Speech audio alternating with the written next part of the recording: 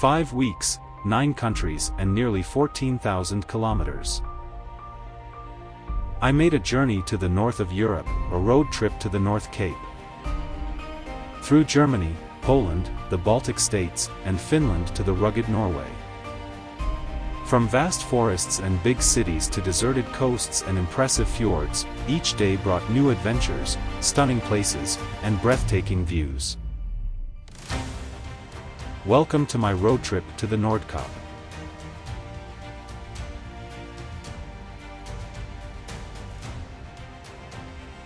From my hometown in the east of the Netherlands, I begin my adventure. After a long drive, I make my first stop in the east of Germany. Here I visit Wiesenburg Castle in the town of the same name. The first castle on this site dates back to the 12th century, after which it was significantly expanded and rebuilt in the Renaissance style in the 16th and the Baroque style in the 17th centuries. The castle is especially known for its beautiful English landscape park, which was created several centuries later. The castle and gardens are privately owned, only the stunning gardens and the exterior of the castle are open to visitors. From this beautiful place, I continue traveling eastward. From the small town of Frankfurt, I cross the border into Poland. The border between Poland and Germany, established after World War II, is largely defined by the Oder River. After a walk through both Frankfurt and the neighboring town of Stobnica, I end the first day of my journey.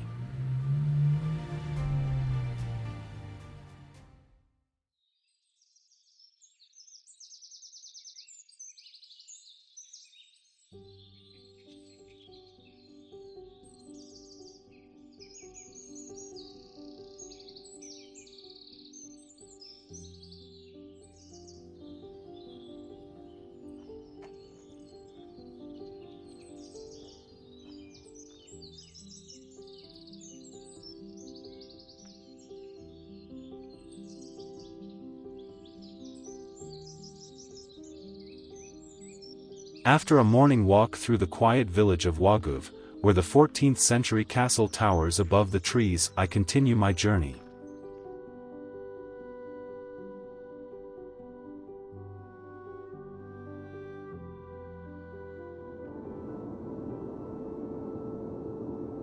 World War II has also left many traces in Poland.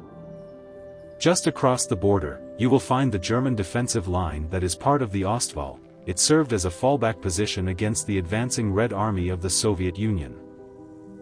Many bunkers, tunnels, and pieces of war equipment can be viewed in this area.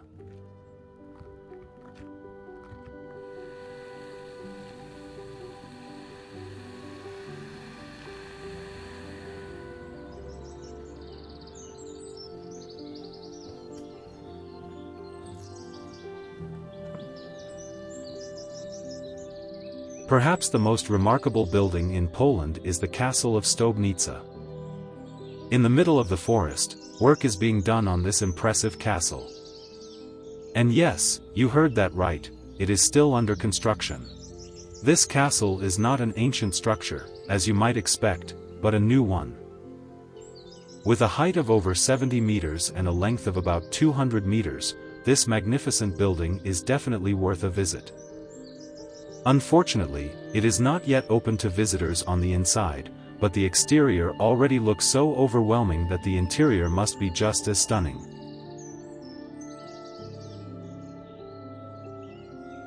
From this new building, I move on to one of the oldest and largest cities in Poland. Poznań has a rich history that dates back to the early Middle Ages and is considered one of the cradles of the Polish state.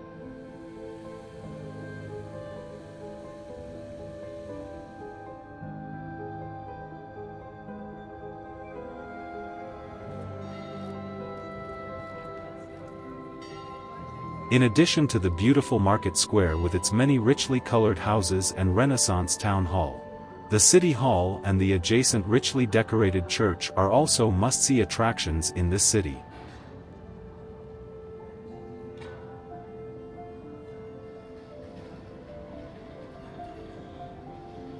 This basilica is considered one of the most impressive Baroque churches in Poland and dates back to the 17th century.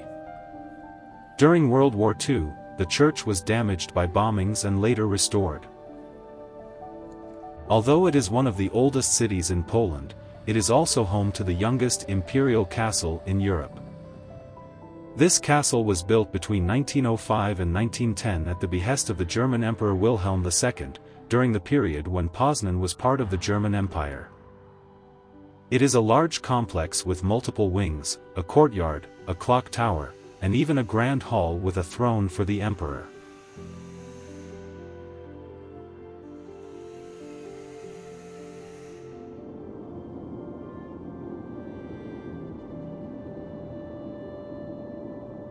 Near the city of Konin, a huge golden dome and tower appear in the flat landscape, the Basilica of Our Lady of Licheń.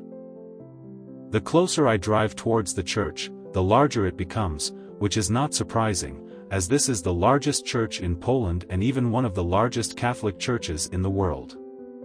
The building has an area of no less than 10,000 square meters, a tower height of over 141 meters, and the dome has a height of 98 meters.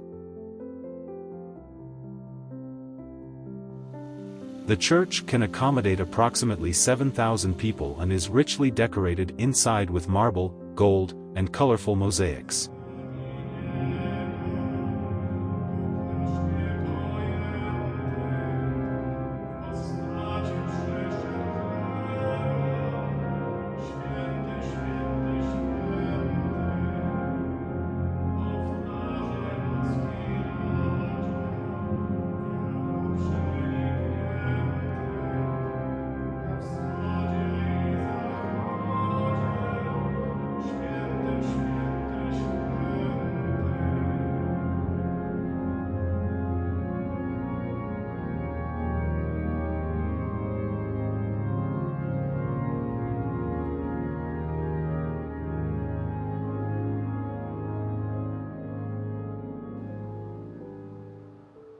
It is said that Mary appeared here to a Polish soldier in 1813 and asked him for her image to be placed in Licheń to offer protection to the people. This has made the place an important pilgrimage site for many believers. Around the church, a park has also been laid out with various churches, chapels, and even a Golgotha.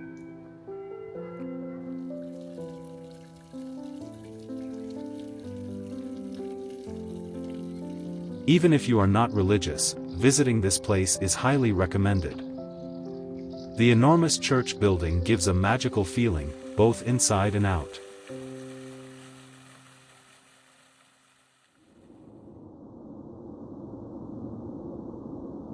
Day 3, I am traveling from the middle of Poland to the capital, but first, I will make a stop at Castle Oporów. This small castle was built in the first half of the 15th century at the behest of the bishop.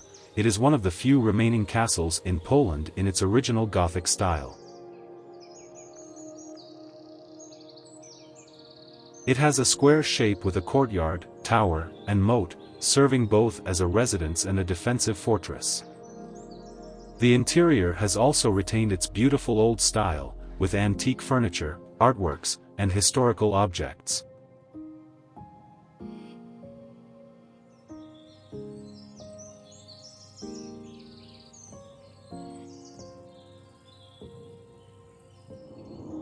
I continue my journey and arrive in the capital of Poland. Warsaw has about 1.8 million inhabitants, is one of the most important cities in the country, and has a rich history. Unfortunately, the city was about 85% destroyed during World War II, including the Old Town. In the years after the war, under the communist regime, the Old Town was reconstructed based on paintings, drawings, and photographs. In 1980, it was even placed on the UNESCO World Heritage List as an example of restoration. Although it is relatively new, it still feels like walking through an old city, which, in my opinion, makes the experience much more beautiful. No modern new buildings, but a charming old town.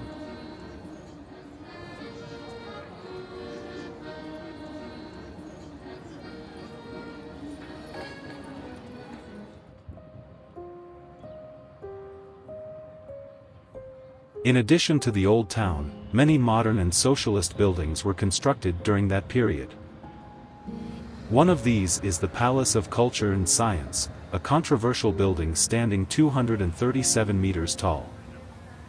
It was completed in 1955 and was a gift from the Soviet Union, led by Joseph Stalin, to Poland. For a long time, it was the tallest building in Poland and still serves as a reminder of the communist era. With the arrival of many new tall buildings, it has become part of Warsaw's skyline. The tower is open to visitors and offers a stunning view of the city.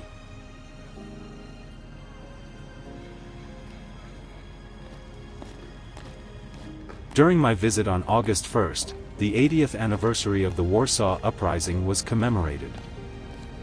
On that day, 80 years ago, a large-scale resistance operation against the German occupation began, aiming to liberate the city from the Nazis before the Soviet army could take control. After 63 days of fierce fighting, the remaining resistance fighters surrendered, and Warsaw was largely destroyed. An estimated 200,000 Polish civilians were killed, along with thousands of fighters. Contrary to the wishes of the Polish people, the city fell into the hands of the communist Soviet regime after the war. It remains one of the most tragic, yet also heroic moments in Polish history.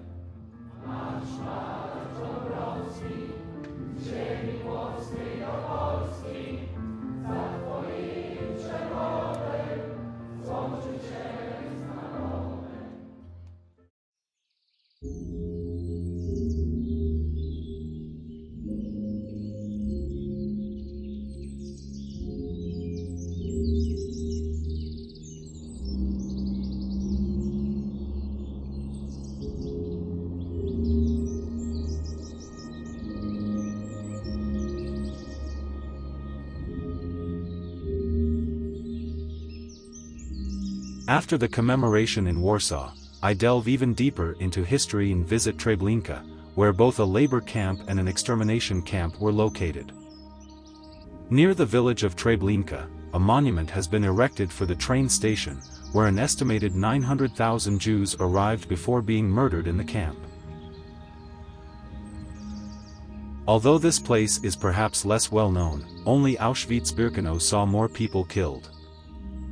A little further on, we find the site of the former camps. Nothing remains of the extermination camp, but a vast monument has been erected with around 17,000 stones, symbolizing individuals or entire Jewish villages and communities that were brought here.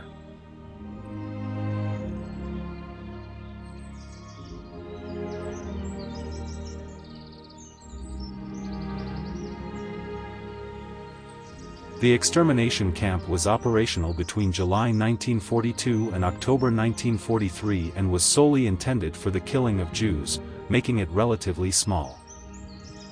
Most victims were killed within hours of their arrival, after a crowded train journey, in gas chambers and were then burned.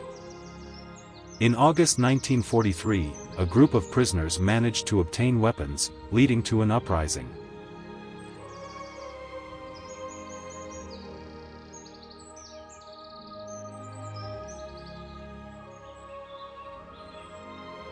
Many of them were ultimately killed, but this event contributed to the Germans deciding to close and destroy both camps in order to conceal the evidence of these atrocities. Of the labor camp, only the foundations of the buildings and the immense mine, where forced labor took place, remain visible.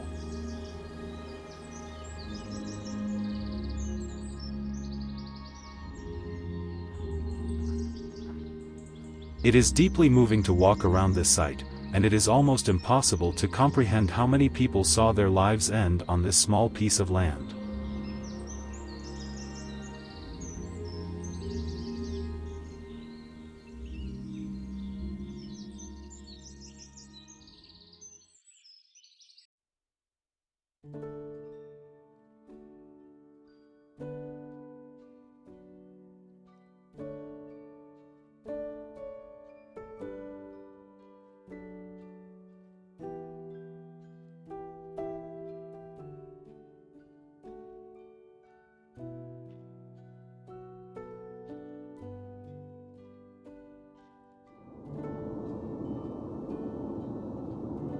After this impressive morning, it's time to move on. The further east I drive, the more visible the Russian influences become in the architecture of the churches.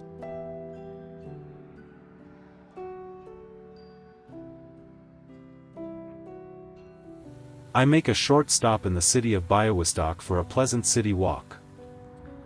This city was founded in the 14th century but only gained significance in the 17th century when it came into the possession of one of the richest and most influential families in Poland.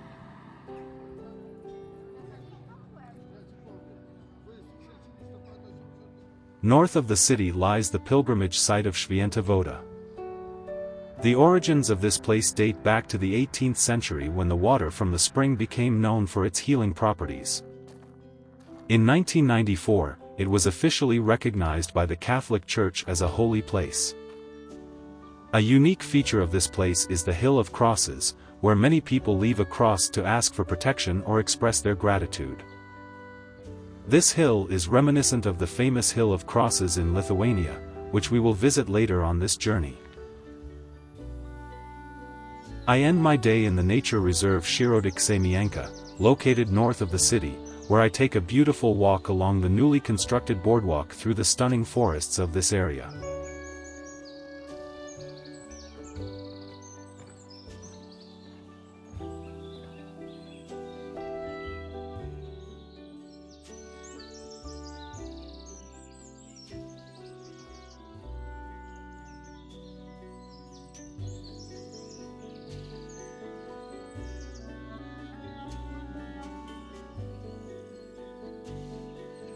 Eastern Poland is characterized by vast forests.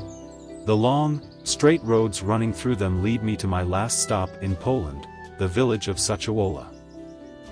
In this village, you can find the geographical center of Europe. The exact location of the eastern border is still debated, leading several places to claim to be the center of Europe.